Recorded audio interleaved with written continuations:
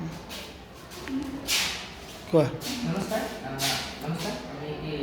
নতুন এক innovative idea লৈ পিনে আহিছোঁ এই আইডিয়াটোৰ নাম হৈছে মেগনেট ফ্লোটিং হাউচ এই আইডিয়াটো আপোনাৰ বেষ্ট হৈছে মেগনেট লেভিটেশ্যনৰ ওপৰত এই আইডিয়াটো কেনেদৰে কাম কৰিব আপোনাক দেখাই দিছোঁ দেখিব পাৰিছে ইয়াতে কেইটামান মেগনেট লগোৱা হৈছে মেগনেটকেইটা আপোনাৰ ফ্লোট কৰিব জাষ্ট আপোনাৰ মেগনেট লেভিটেশ্যনৰ ওপৰত এই প্ৰজেক্টটো আমি বহুত আৰু ওপৰলৈকে নিব পৰা যাব এই প্ৰজেক্টটো আমি এইটো কাৰণে বনোৱা হৈছে যে ডাঙৰ ডাঙৰ অট্টালিকাবোৰ ভূমিকম্প হোৱাৰ ফলত ভাঙি পৰে বা ক্ষতি কৰে সেইবাবে বনোৱা হৈছে এই প্ৰজেক্টটো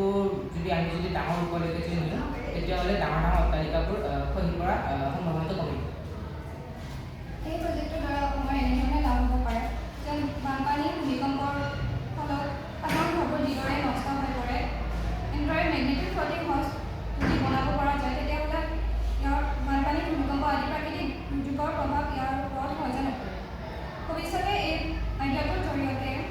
আমি স্মাৰ্ট কলনী বা ভাৰতত স্মাৰ্ট চিটি